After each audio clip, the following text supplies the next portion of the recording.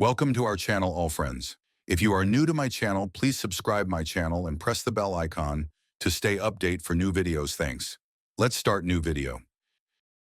Oh, you're still so young. You're 40, but you still look like a 25-year-old.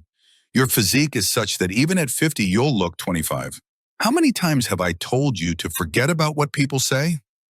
People talk for a couple of days, then they forget everything and get busy with their own lives. My advice is for you to get married and rebuild your home. How can a single woman live alone? Don't you know how things are these days? I was washing dishes in the kitchen at that moment. The window in front of me opened directly into the courtyard, where my mother and auntie from next door were sitting on a cot. Once again, auntie was telling my mother to get married again. I quietly washed the dishes and let out a deep sigh. Wiping my hands on the corner of my dupatta, I stepped outside. Both auntie and my mother instinctively looked at me. My mother, who looked a bit shy and embarrassed, immediately said, "Parveen, sister, you talk about my marriage as if I have small, nursing babies. Oh, someone will pity us and give us support. My daughter will be 18 next month, thank God. It's her turn to get married. Instead of looking for a boy for her, should I start looking for a husband for myself? How shameless does that sound? You yourself think, would it look good if I got married while having a grown-up daughter?" Hearing my mother, I also hesitated a little. My father had passed away 2 years ago. Since then, my mother and I knew best the difficulties we had been through. I loved to study. I was in my second year and had thought that I would study hard and become my mother's support. But by then, our survival had become extremely difficult. My mother's factory job paid her salary, which was our only means of living. I also used to tutor children at an academy after college. We were getting by, but the rising inflation was starting to throw our budget out of whack. Lately, there had also been a lot of theft in our neighborhood. Because of this, my mother couldn't sleep all night. She was constantly afraid that someone might climb over our house wall. Even the slightest sound would wake her up. Slowly, it also started to seem better to me that mother should get married again. Perhaps that's where the improvement lies. Sooner or later, I'll get married and go to my in-laws' home. Then how will mother be able to live alone in this house? When auntie started talking, I also put my hand on mother's shoulder and said, "Auntie is right. You should agree. How long can we keep living alone like this?" Hearing these words from me today, my mother fell silent. I don't know what fears began to plague my mother. Whenever I would tell her to get married again, she would get lost in thought. She would say, "This isn't a game of dolls. I've spent 17 years of my life with your father. How can I possibly give someone else a place in my life?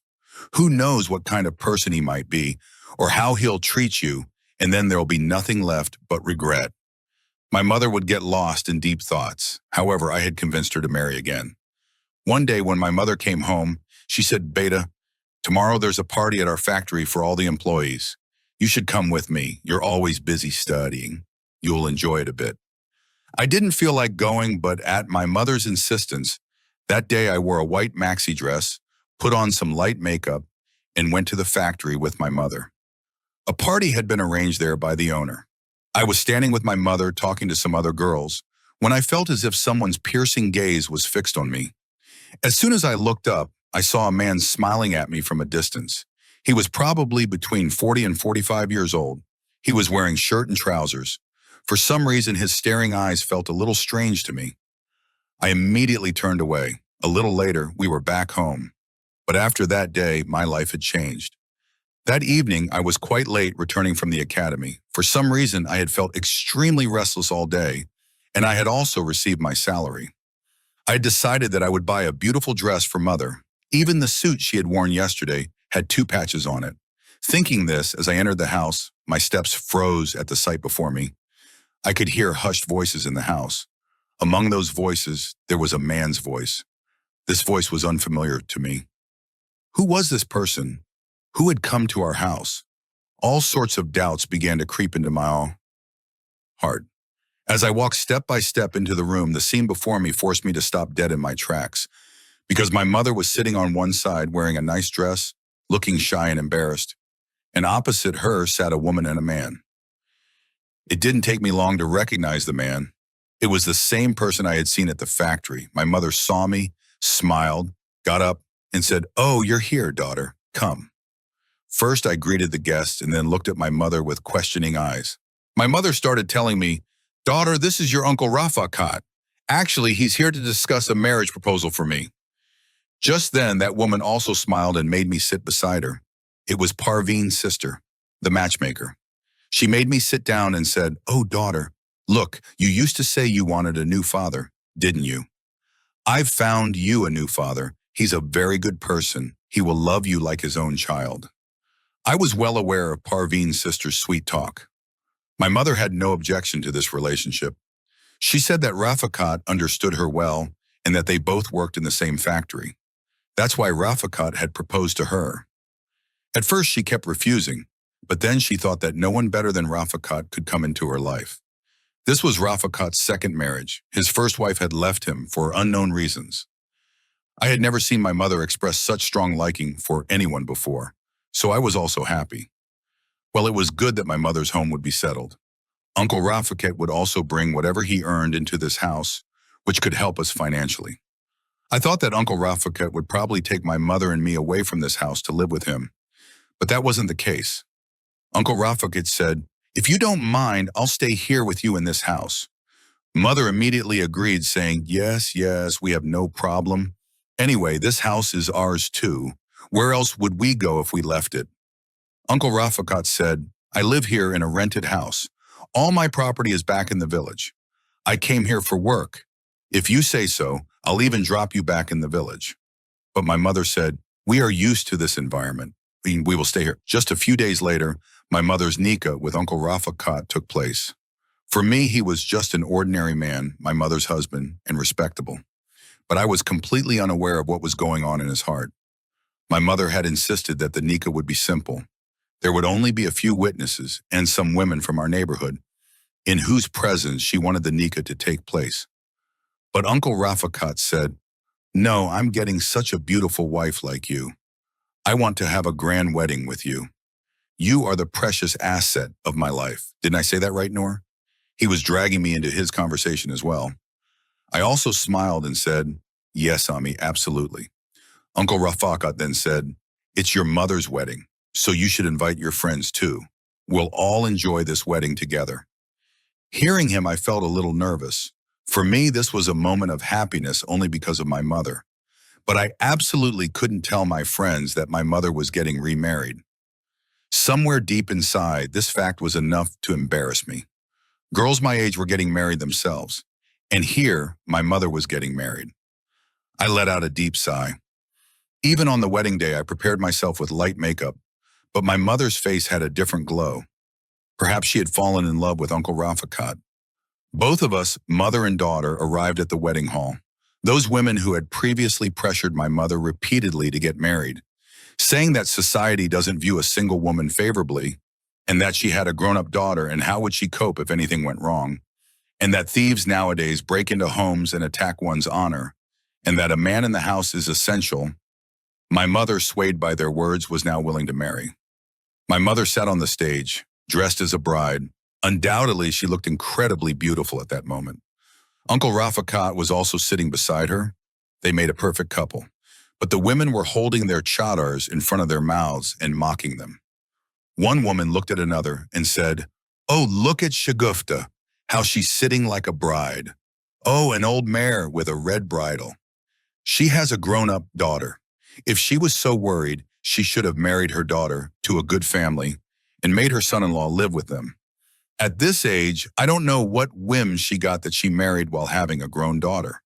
They were deliberately trying their best to belittle me by saying such things right in front of me, and I couldn't even retort, no matter how much I wanted to. Anyway, the wedding took place, and a photo shoot was also arranged afterward. When I stood with my mother, Uncle Rafakat held my hand and made me stand next to him. For some reason, his touch felt a little strange to me. A jolt ran through my entire being when he held my hand, moved my mother to the other side, and placed his hand on my shoulder while the photographer in front was taking our pictures. But Uncle Rafakat's hand on my shoulder was continuously caressing it. My entire body was getting goosebumps, and I couldn't stop him even if I wanted to.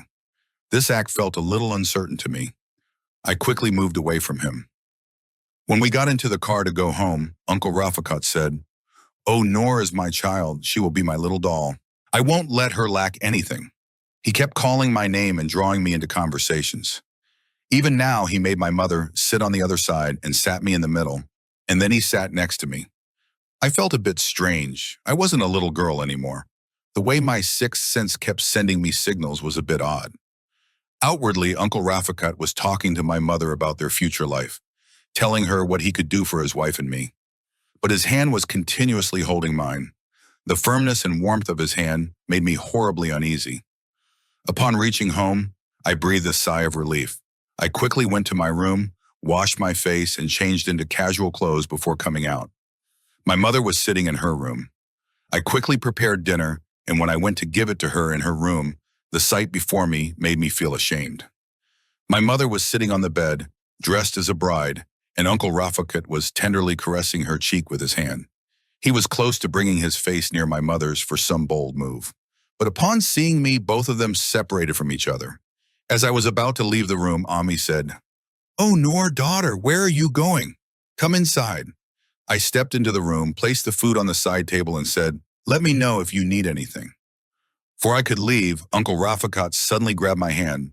Holding my hand, he said, "Oh, Noor, daughter, where are you going? Come sit with us. Talk to us." But inside, so much was breaking. I said, "No, I have a severe headache. I'm going to rest." I went to my room. A little later, in that deep silence, I started hearing my mother's cheerful laughter. Their laughter, Uncle Rafikat's and hers, could be heard in my room, and I was sitting on the floor in the dimly lit room, head on my knees, wondering what exactly I was jealous of. What kind of envy was it that wouldn't let me rest? Tears even welled up in my eyes, and I started weeping silently. But I couldn't understand why I wasn't happy for my mother's happiness. Thinking this, my gaze instinctively went to the wall. There, my deceased father's picture was hanging on the wall. I walked up to the picture. How happy my father looked. My mother was standing with him, in a tiny me. But for some reason at that moment, I felt a strange confusion towards my mother because she had given my father's place to another man. Or perhaps it was a natural process. Whatever it was, that night I fell asleep crying, clutching my father's picture to my chest. The next morning, the way I woke up is beyond description. I was in a deep sleep, my parents' picture still against my chest, when I felt a hand crawl across my back. Being in a deep sleep, I remained calm, thinking it was probably my mother trying to shake me awake from my back. But slowly that hand moved from my back to my arm and then crept up to my neck. The touch of those hands felt unfamiliar. That hand began to tuck the strands of hair spread across my face behind my ear. This was the moment my mind awakened. When I opened my eyes and felt Uncle Rafikat's breath on my face, so incredibly close, I immediately recoiled. Seeing me so flustered, he said, "Oh, what happened, girl? Why are you so scared? I'm not a stranger. I'm your own, your mother's husband. You're just a small, innocent child. I only came to wake you up. Your mother is making breakfast and said to wake you. You have college to go to after all." I didn't know how to react. My dupatta was lying on the other side of the bed. Uncle Rafikat's gaze was roving over me. It felt as if his hot, smoldering eyes were piercing through my very being. I quickly picked up my dupatta and covered myself. I said, "Okay, you may go. I'll be out soon." My entire body was drenched in sweat, even though the weather was moderate. I couldn't understand how Uncle Rafikat could have gotten so close to me. His relation was with my mother. He was a mahram to her, but not to me. For me, he was my stepfather. How could he possibly have such a friendly demeanor with me? Then my mind told me that maybe he genuinely considered me his daughter. Maybe he wanted to take care of me. I couldn't bring myself to think negatively, even if I wanted to. I quickly put on my uniform, tied my hair, and came out of the room. I told Ami, "Why did you prepare breakfast? You should have told me. I would have done it." But Ami said, No, daughter, it's nothing like that. You quickly have breakfast and go to college." I was still having breakfast when Uncle Rafikat said, "From today, the responsibility of dropping you off at college is mine." The sparkle in his eyes repeatedly brought a strange uneasiness to my face. Hearing his words, my hand, which was holding the tea, stopped. I said, no, uncle, there's no need for that. I'll go to college myself. You and Ami should look after your factory work. But he said, oh, why so? If it were your real father, he would drop you off at college, wouldn't he? Anyway, your college is on the way. Your mother will go to the factory by herself as always. Right, Shagufta? My mother also heard this and said, yes, I won't have to worry about her anymore. She's been taking crowded local transports until now. If she goes with you in the car, I won't have to worry. I'll be at peace knowing she's with you. I tried hard to object, even telling my mother, Ami, why are you entrusting Uncle Rafiqat with my responsibility? I don't like it. But my mother in just one night had placed such complete trust in Uncle Rafiqat. She said, no, I won't listen to a single word from you. It's good. The money you spend on petrol and fare will be saved. I fell silent too. That day, Ami left for the factory as usual, and I, twiddling my thumbs, opened the back door of their small, second-hand car to sit. But Uncle Rafiqat said, hey, I'm not your driver for you to sit in the back. Your place is here in the front with me. You'll sit right here. He opened the front passenger door, and I quietly sat down. I sat pressed against the door. Uncle Rafiqat started the car and also put on some songs. These songs were quite bold. I said, Uncle, can you turn these songs off? He replied, why, what's wrong? Don't you like them? Oh, girls like you who come to college these days usually like such songs. Your mother also likes these kinds of songs. Look how beautifully the beauty of a woman is described in them. I even feel like this song was made just for you. Uncle Rafiqat's words made my face turn bright red. I turned my neck to look at him and said, what do you mean? He immediately laughed and said, oh, I'm telling the truth. You are completely a photocopy of your mother. As beautiful as your mother is, you are 2 steps ahead of her. I'm proud that I found a girl like you. Look, take care of yourself. At college, always wear a hijab. There's no need to make too many friends with boys. Don't form relationships with anyone without reason, understand? He changed the subject abruptly, and I was just agreeing with him when suddenly he slammed on the brakes of the car. I lost my balance and hit the dashboard, then fell straight into his chest. He immediately lifted both hands from the steering wheel and embraced me. Then, all at once, he ran his hands over me and released me. A wave of fear permeated my entire being. The next moment, he said, oh, Noor, sit properly and compose yourself. If I hadn't caught you like that, you could have gotten hurt. Nowadays, the roads are so bad that you never know when a pothole might appear. At that moment, what could I say to him? How could I tell him that he had deliberately touched me? He deliberately applied the brakes. I fell silent. I said I would sit in the back, but he kept trying to stop me. However, I opened the back door of the car and sat down. I breathed a sigh of relief. Upon reaching college, I went straight to class.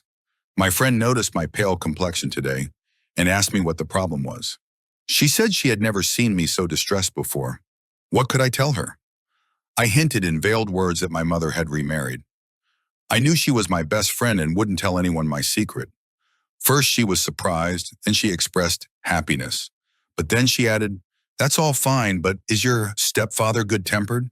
It's generous of him to raise you like his own child and take responsibility for you. But seeing my pale face, she continued to question me. I told her everything that had happened a little while ago. Hearing my story, she said, oh, silly, it could just be your misunderstanding. He loves your mother. That's why he married her. It's not necessary that what you're feeling is wrong. Maybe he genuinely considers you his daughter.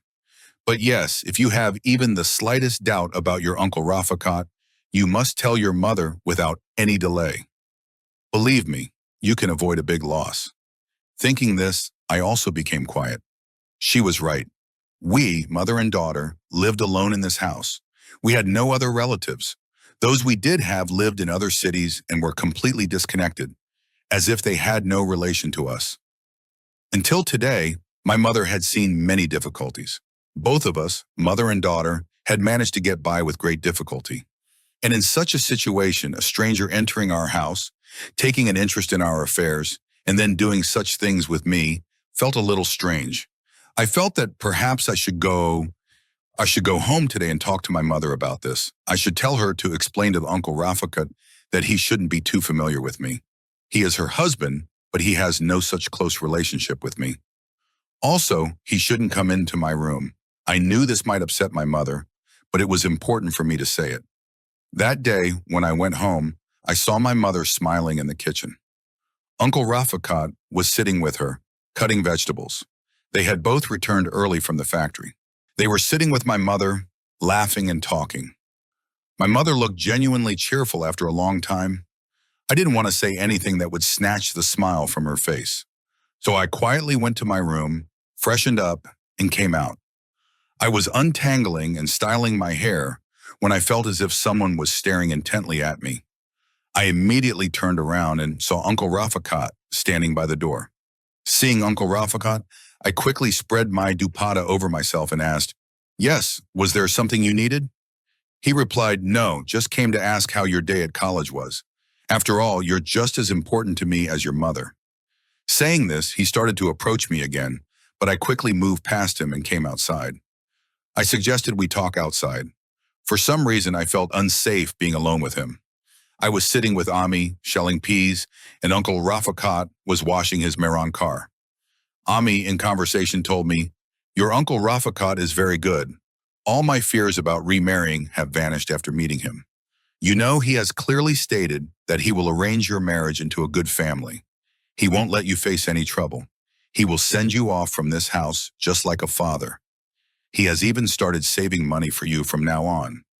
She continued, "He says that your money will keep the household running, and I will save my money. Within a few months, we have to make Noor our own as well. That's why I will send Noor off from this house with my earnings."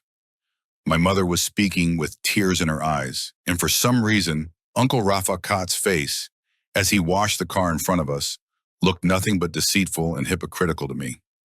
Just then, as we were talking, there was a knock at the door. Uncle Rafakat opened the door and a young man entered the house. He must have been around 22, 25 years old. Uncle Rafakat immediately embraced him. Until today, no boy had ever entered our house without permission like this. Both my mother and I stood up. Uncle Rafakat had brought this young man home who bore a strong resemblance to him. Fair-skinned, tall, and handsome. He kept his gaze lowered.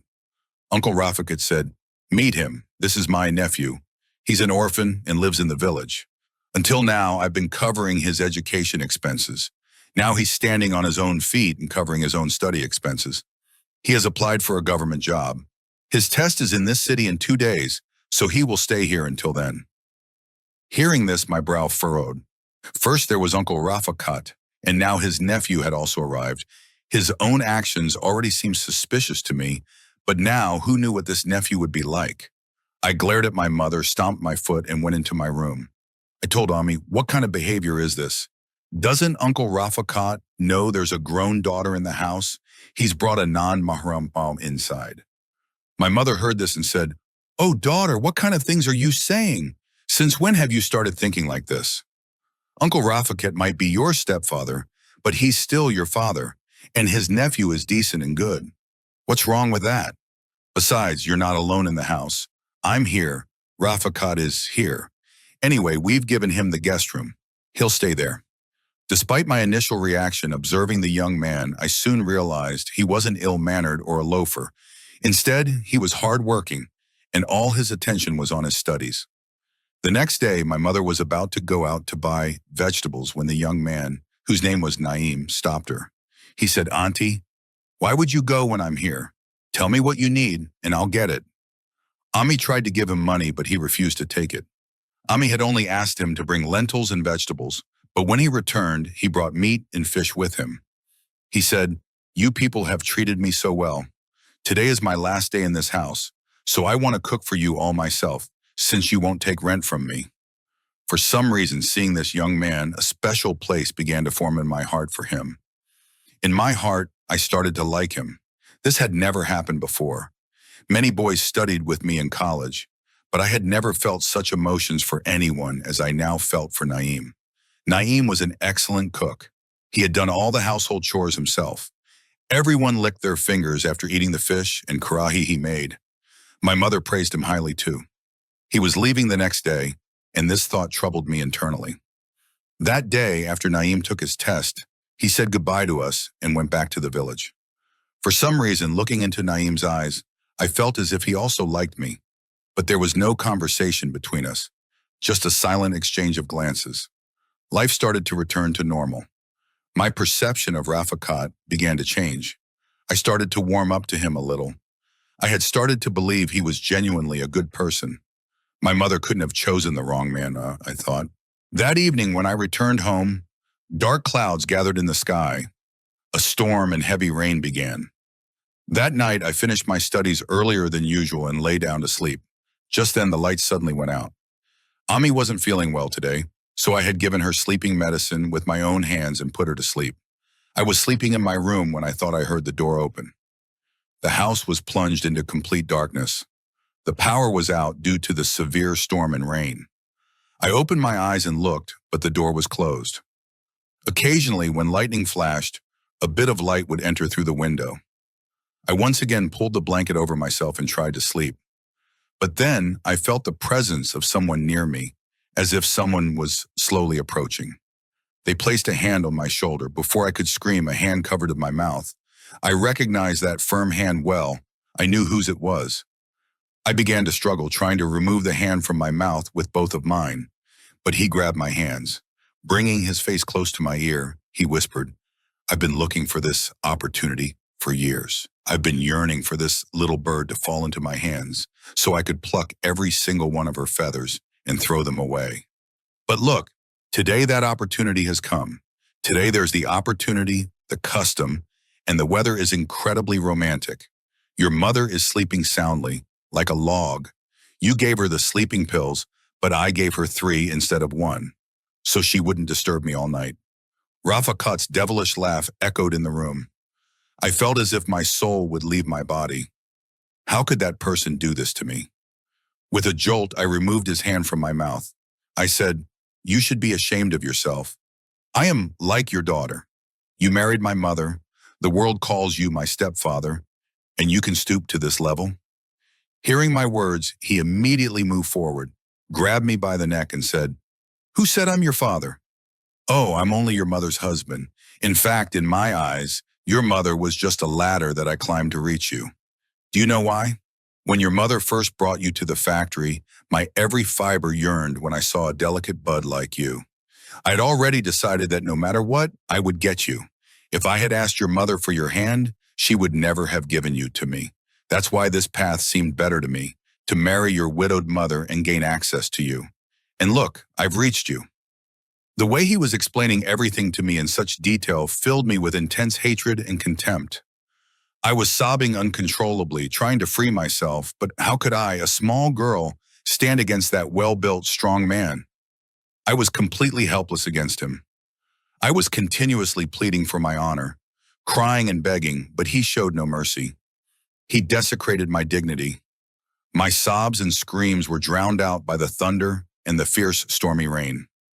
My father had left this world, but perhaps even his grave must have trembled at that moment, and my mother lay unconscious, a picture of helplessness. I was calling out to both my parents, and that man, after making me the victim of his brutality, left me in that state and went to the other room. I don't know how long I remained unconscious. When I did regain consciousness, my eyes stared at the ceiling for an unknown duration, without blinking, but I was crying.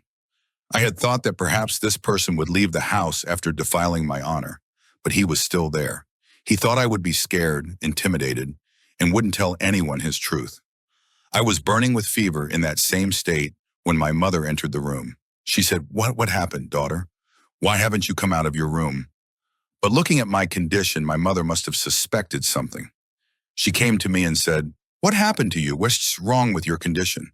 Your state indicates something else. Tell me what happened." At that moment, gathering all my courage, I got up and clung to my mother's chest, breaking down into uncontrollable sobs. Crying, I said, "Mother, my honor has been stolen. I'm ruined. I've lost everything. Kill me with your own hands. Strangle me. I don't want to live." I was screaming and crying. Hearing my cries, my mother's husband also arrived there. My mother said, "What happened to you? Tell me, Who did all this? You were in this house. How did all this happen? Weeping, I pointed at Uncle Rafikat, indicating that this beastly person, whom she thought would treat me like his own child, was the one who had wronged me. Instead, he made me a victim of his barbarity. For my mother, perhaps, this was unbelievable. She started shaking her head in denial. Just then, Uncle Rafikat stepped forward and said, "What a shameless girl. Aren't you ashamed of the words you're using? Who knows which lovers you called over last night after mixing tranquilizers for both of us and celebrated? And now you're acting innocent in front of us? Shameless girl!"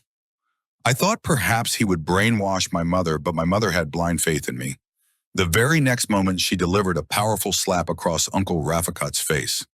"Why did you do that?" she screamed. Rafikat was startled at first, but then, when he regained his composure, he slapped my mother across the face. He snarled, "You wretched woman, dare not try to reach for my collar again. What do you think of yourself? What can you ruin for me? Yes, I did wrong with your daughter last night. What I wanted, I got. Who would be enamored by an old woman like you?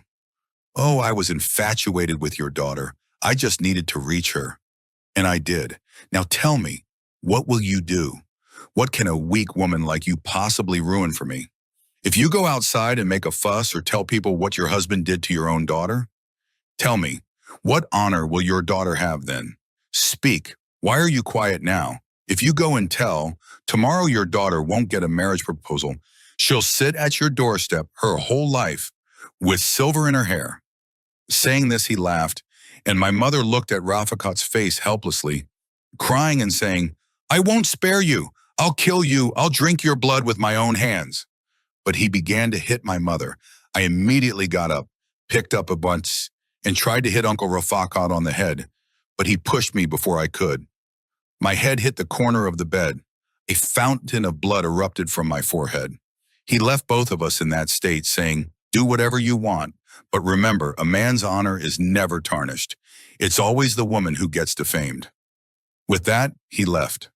My mother first sat and cried, but then she went to the kitchen and picked up a knife. She said, "No, I won't leave this beast alive. He has ruined my child's life. I'll only find peace after killing him, even if I'm hanged afterward."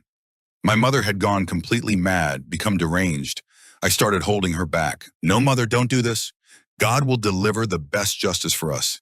That person is unaware of the consequences of his actions." But my mother left me there and was about to rush out of the house when she found Naeem standing at the door. Seeing my mother's state, he was startled. A sharp weapon in her hand, her condition disheveled, blood flowing from her nose, and Naeem stood with sweets in his hand. He had gotten a job. He had come to share the good news with us. Seeing my mother's state, he asked her, "What exactly happened?" My mother was completely helpless. Looking at my condition, he must have suspected something. I just cried, helplessly covering my face. I had once dreamed of becoming Naeem's bride, but today I wasn't even worthy of him, or of any other decent boy who might have wished to marry me. I wasn't worthy of any respectable girl. I cried and cried as I thought about it. Then my mother, crying, told Naeem everything. Naeem also became furious, spitting fire. By the time Naeem went after Rafikat to catch him, the sound of people shouting came. My mother and Naeem both went outside, but perhaps God had delivered justice. As Rafikat tried to save his life by getting into a rickshaw, the rickshaw's brakes failed while making a U-turn, and it collided with a truck from the other side. The rickshaw driver survived, but Uncle Rafikat was crushed under the tires. People had gathered, and my mother had returned home. She hugged me to her chest and said, "Justice has been served, my daughter. The one who wronged you has died a dog's death." I also wiped away my tears. Naeem had gotten a job. He was going to work in the same city. It took me a long time to overcome that trauma, but just a week later, Naeem came and told my mother he wanted to marry me. My mother was surprised, asking why he would do such a favor, despite knowing the truth. But Naeem replied, "I'm not doing any favor, nor do I want to atone for my uncle's mistake. I fell in love with Noor at first sight. I just wanted to stand on my own feet and ask for her hand, and today that time has come." My mother was also happy. I spoke to Naeem alone, crying, and said, "Don't marry me. You'll find any good girl." Why are you doing all this for me? You have a government on your own home. But Naeem insisted, no. If I marry, it will be you. Yes, if you don't like me, just tell me. I'll remain single my whole life, but I won't marry anyone else. Seeing Naeem's love, I finally said yes to the marriage. He truly proved to be a good man. He took my mother and me into his home. He respected me greatly and never once mentioned what had happened in the past.